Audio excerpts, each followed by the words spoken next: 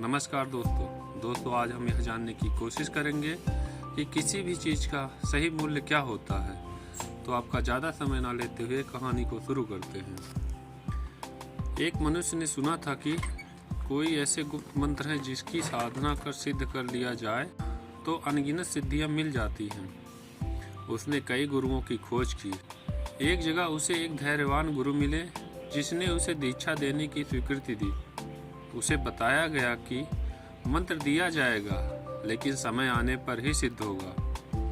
श्रद्धा व विश्वास से उसके सिद्ध होने का इंतजार करो। और गुरुजी ने उसे एक मंत्र की दीक्षा दी। शिष्य गुरुजी के पास रहकर मंत्र का जप करने लगा। उसे शांति मिली।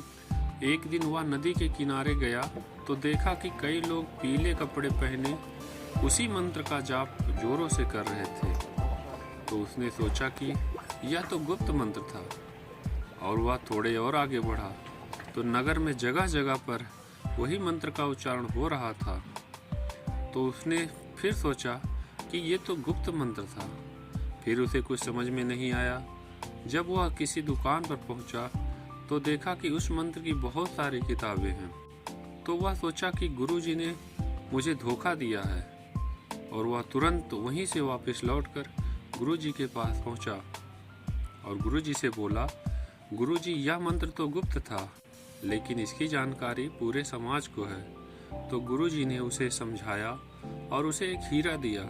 बोला तुम उसे गुजरे, पंसारी, सुनार और महाजन और जौहरी के पास ले जाओ और इसका सही मूल्य पता चलेगा।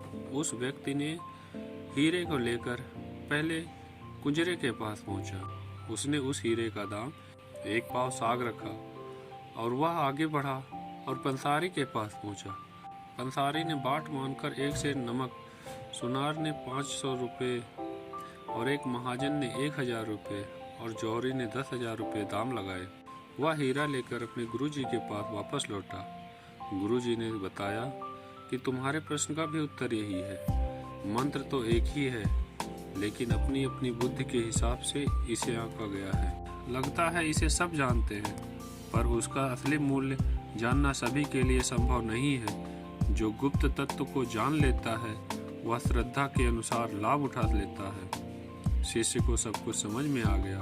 पूरी श्रद्धा और विश्वास के साथ वह गायत्री मंत्र में जुट गया। दोस्तों, इस कहानी से यह सीख मिलती है कि जिसकी सोच जैसी रहती है उसे उसका वैसा ही मूल्य दिखाई देता है।